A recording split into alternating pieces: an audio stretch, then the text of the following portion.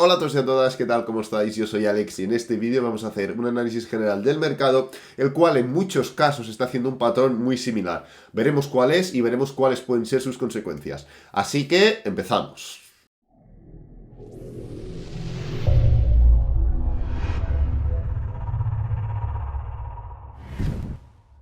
Hoy hablaremos de Bitcoin, Alice, Chiliz, Polkadot e Ethereum, pero antes podemos pasar a por las noticias. A ver, tema calendario económico, hoy no hay nada importante, no hay nada que se pueda prever y que pueda afectar directamente al mercado. Literalmente tenemos tema de petróleo crudo, pero bueno, es el típico dato que tenemos cada 2x3, y luego varias declaraciones sin demasiada importancia, ¿de acuerdo? Así que a menos que haya alguna cosa no prevista, no va a haber ningún acontecimiento importante en cuanto a declaraciones, en cuanto a calendario, que pueda afectar directamente al mercado. Por lo cual, hoy se puede prever un día tranquilo, a menos, como digo, lógicamente eso es imposible predecir, que salga alguna cosa muy concreta, inexplicable, siguiendo este calendario, y que pues se salga de tono y pueda afectar. Así que por ahí vamos tranquilos. Entonces, primera noticia, el gobierno ruso y el Banco Central acuerdan tratar a Bitcoin como moneda. Si recordáis, no hace demasiado,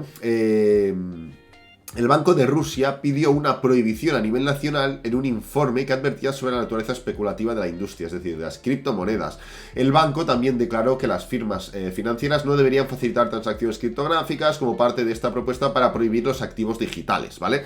Esto es lo que sucedió en Rusia hace no demasiado, creo que fue 20 y pico de enero, y pues provocó una caída increíble del mercado, el cual rompió soportes en Bitcoin, rompió un montón de mínimos, un montón de historias, que fue un poco como el panic sell del momento. El último panic sell o gran panic sell que hemos tenido fue causado por el gran Vladimir Putin, ¿no?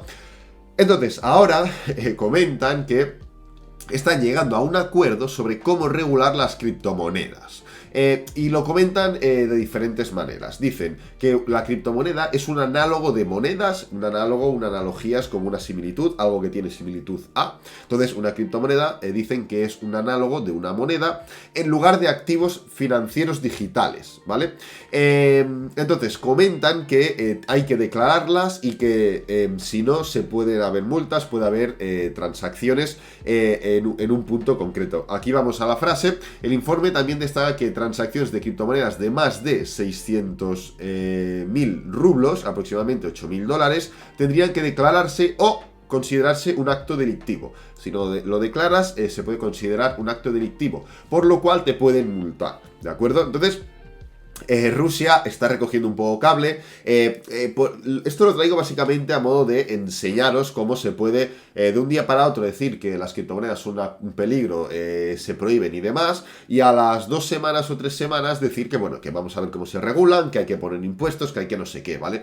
Esto es la incoherencia de los órganos gubernamentales de los distintos países en cuanto a la regulación de criptomonedas. Por un lado dicen que no, por otro lado lo regulan, por otro lado te meter impuestos, por otro lado dice que es peligroso, por otro lado no tiene ningún sentido. ¿Por qué os lo comento? Pues porque al final da igual. Vosotros tenéis que tener vuestra visión, tenéis que tener vuestra manera de, y que os dé igual todo lo que salga, todo el entorno, todo el contexto, que os dé absolutamente igual. Ya puede salir el gran Elon Musk, ya puede salir el gran Vladimir Putin, ya puede salir Michael Saylor, da absolutamente igual. Vosotros a lo vuestro, a vuestra percepción, a vuestro contexto, y olvidaros del resto, porque a esta gente les da igual una semana prohibirlo y otra semana decir que lo regulan y que tiene que haber un impuesto. O sea, les da absolutamente igual, y vosotros o la gente que actúa en panic sell, que se deja llevar por este tipo de historias, son los que pierden pasta. Ellos, ya os digo que no han perdido ni un rublo, ni un euro, ni un dólar, nada, ¿vale? Así que nada, eso comentado. Vamos a la siguiente. El Departamento de Justicia de Estados Unidos incauta 3.600 millones en criptomonedas y detiene a 2 personas relacionadas con el hackeo de Bitfinex en 2016. Lo han hecho ahora, a 2022. Bueno, esto básicamente es para enseñaros esto y ya está, no hay mucho más. Se desarrolla un poco la noticia en cuanto a lo que pasó, cómo pasó y demás. Pero bueno, al final el Departamento de Justicia de Estados Unidos dijo que había ordenado la detención de Ilya Lichtenstein y su esposa Heather Morgan por presunta conspiración para llevar criptomonedas relacionadas con el hackeo de Bitfinex en 2016, ¿vale? Bitfinex no es que tenga la cruz, sino que ningún exchange está exento de que le pueda pasar esto, ¿vale? Se está mejorando mucho la seguridad, con billeteras frías, con 1000 historias, pero ningún exchange está exento de que le pueda pasar esto. Tenerlo claro y tenerlo presente. Yo personalmente en esto sí que puedo recomendar, lo mejor es que cada uno lo tenga en su casa, en su ledger, en sus historias, en la marca que queráis, billeteras frías, billeteras menos relacionadas lo posible con internet, con datos, etcétera, etcétera, porque al final es la manera más segura. Solo podéis palmarlo si vosotros mismos torpedeáis, si vosotros mismos habláis más de la cuenta, si enseñáis claves, si perdéis algo, pero eso ya es tema vuestro, no va a venir un tercero a robaros lo vuestro, ¿vale? Entonces, comentar eso.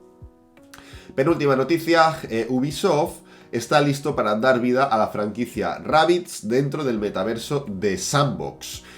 Como sabéis, pues bueno, Rabbids es como un juego típico de Ubisoft y lo quiere introducir dentro de Sandbox, ¿de acuerdo? Ubisoft establece su propio destino de entretenimiento que presenta una variedad de experiencias interactivas para los residentes del mismo metaverso. Personajes, elementos estilizados en voxel disponibles para los jugadores y creadores, bueno, en fin.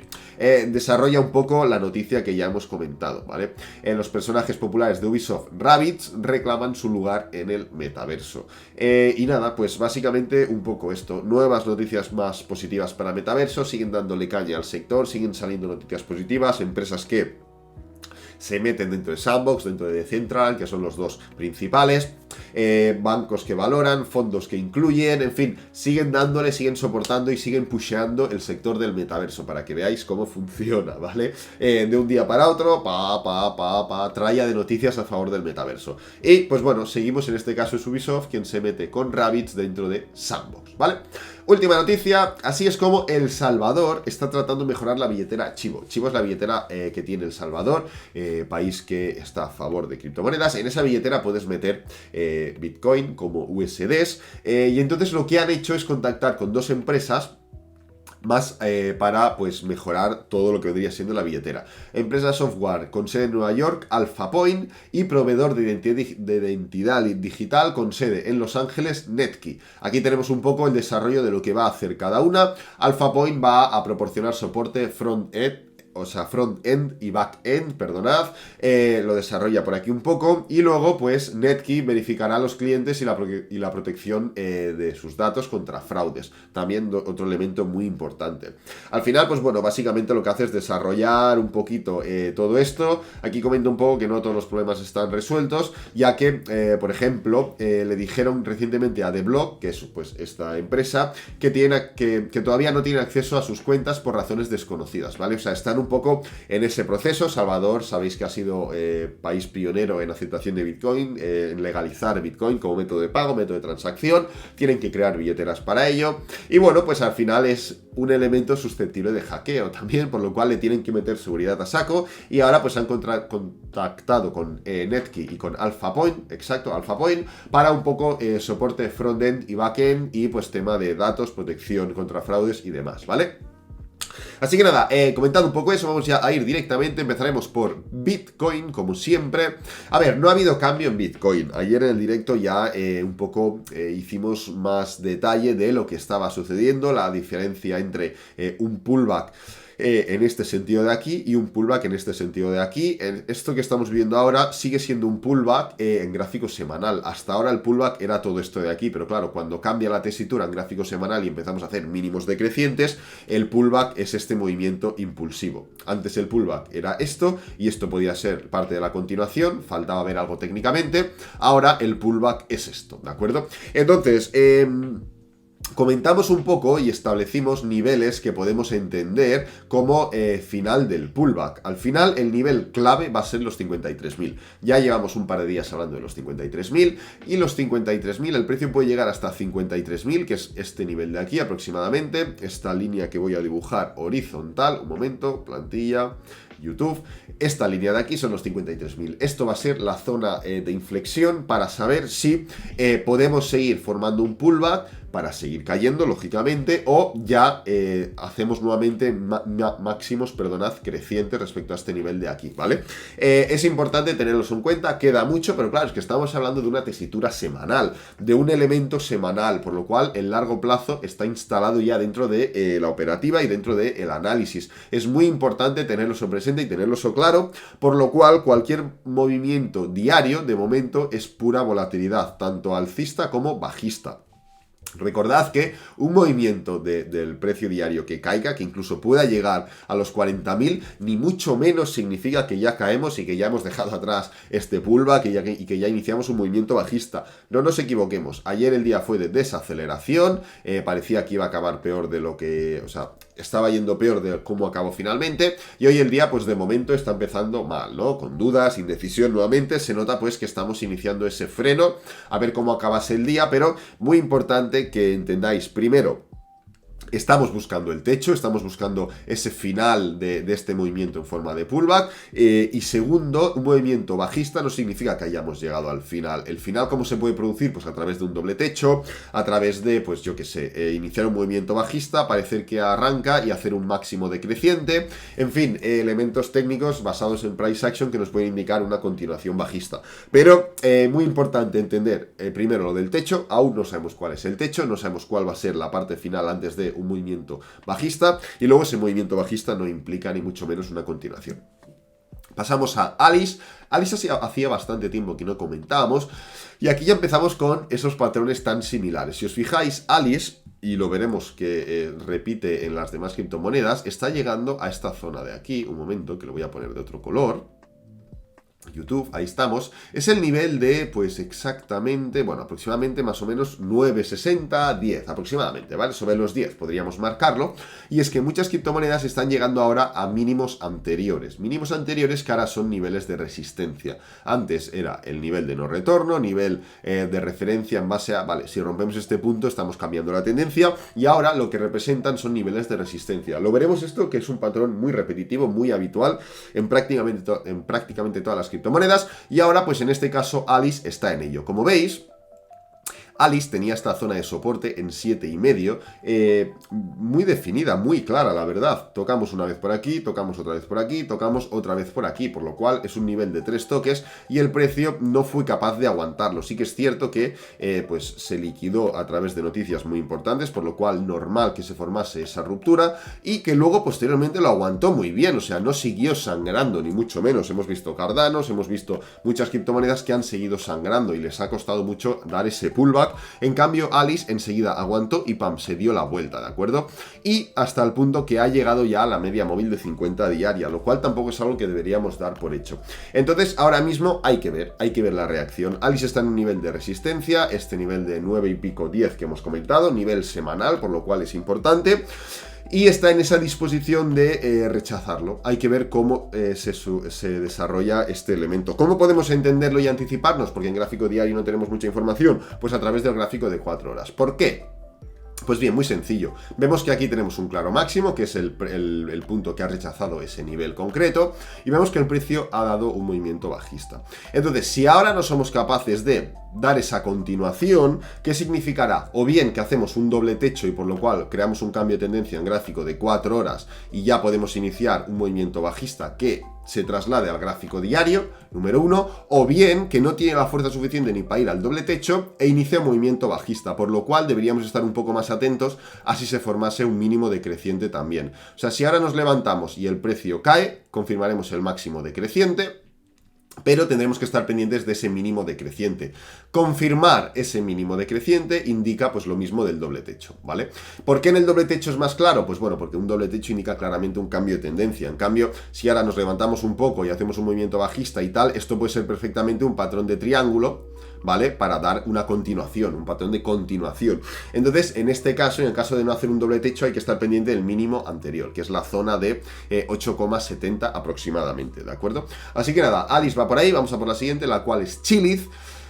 Chiliz, recordad que estuvimos hablando de la dificultad en la que se encontraba Chiliz, básicamente porque había roto esta zona del canal, esta zona inferior del rango en el que se encuentra, nivel de 0,21, 0,20 aproximadamente, y hablamos de que la semana pasada lo analizamos y hablamos, oye, si Chiliz no es capaz de situarse nuevamente por dentro de este rango, confirmaremos esa ruptura del rango. Como veis, justamente cerró por encima, pero ¿qué pasa? Que tenemos que ver una continuación, porque al final cerrar justo por encima, o sea, si hubiéramos cerrado, pues yo qué sé, a 0,26, dices, bueno, da igual, esta semana se puede permitir una caída y que esto sea una especie de impulso, pullback y continuación, ¿no? En gráfico diario lo veríamos así. Pero claro, cerrando tan justo, esta semana no se puede permitir salir otra vez, porque entonces significa que estamos rechazando esa zona. Y ahora lo veréis mucho más claro en gráfico diario. 0,26, es decir, esta zona de aquí, voy a dibujarlo. Fijaros, esta línea horizontal que he dibujado aquí es el máximo de la gran vela bajista semanal que hemos comentado. La gran vela bajista que saca a Chiliz del rango. ¿Veis? Esta vela de aquí. Esta gran vela bajista de aquí, pues el máximo es ese punto de aquí, 0,26 y pico. La vela siguiente es una desaceleración.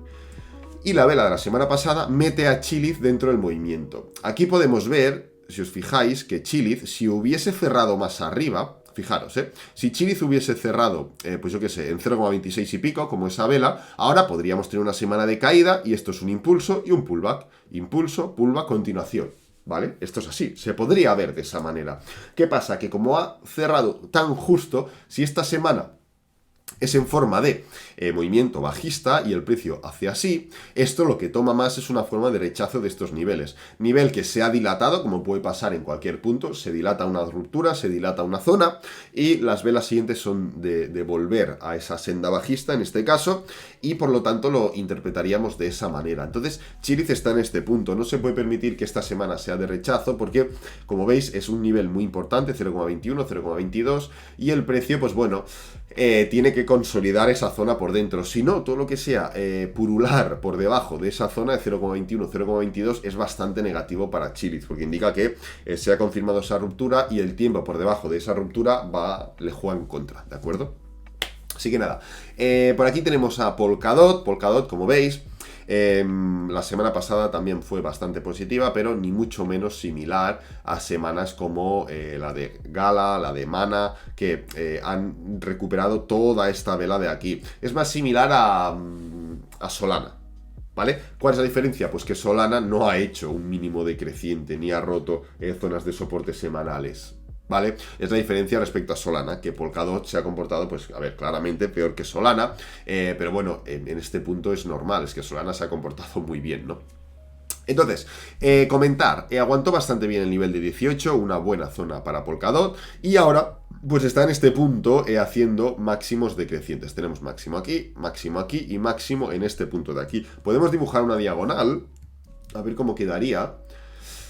Si la dibujamos así aproximadamente, como veis se está respetando bastante bien esta diagonal, no hemos roto esta diagonal, en Bitcoin sí que ya se ha fomentado esa ruptura, pero Polkadot aún no ha sido capaz, así que ahora Polkadot se encuentra en una tesitura importante. ¿Por qué? Pues porque tiene esta diagonal, tiene la media móvil de 50 diaria, tiene esta zona de 24, que es una resistencia muy importante, y se encuentra ahí un poco ajustado entre diferentes elementos técnicos que le pueden jugar una mala pasada en este sentido. Si Polkadot rechaza estos niveles, pues se confirma que la resistencia aún es más dura, que no tiene fuerza ni para llegar a la media móvil de 50, ni mucho menos al nivel de resistencia de 24, y pues perdería nuevamente la media móvil de 20 diaria. Lo bueno es que Polkadot en gráfico de 4 horas sí que es verdad que se está comportando relativamente bien y que ha hecho varios máximos y mínimos crecientes. Aquí veis esta zona de aquí, el nivel aproximado de 20,5 aprox. Como veis, Polkadot ya ha hecho esos mínimos crecientes, rompe, ha hecho máximos crecientes respecto una vez, 2 veces, 3 veces,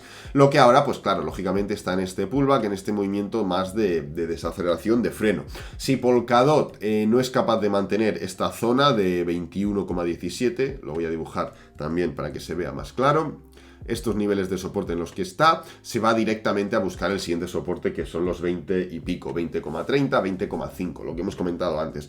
Y una vez allí, ya estará en contacto con estos niveles, como digo, y habrá roto la media móvil de 20 diaria, por lo cual estará en una situación algo complicada como para ir a buscar nuevamente niveles inferiores, ¿de acuerdo? Técnicamente el análisis de Polkadot es ese, está en un soporte intradiario, de romperlo rompe la media móvil de 20 diaria, rompe, o sea, se va directamente a la zona de máximo anterior intradiario, por lo cual ya nos ponemos en una tesitura de punto de inflexión. Al final toda esta zona de aquí, todo esto de aquí para Polkadot es estar bien de manera intradiaria. Todo lo demás es estar mal e ir de manera hipotética por la zona esta de mínimos anteriores, de niveles de 16, etcétera, etcétera, ¿de acuerdo?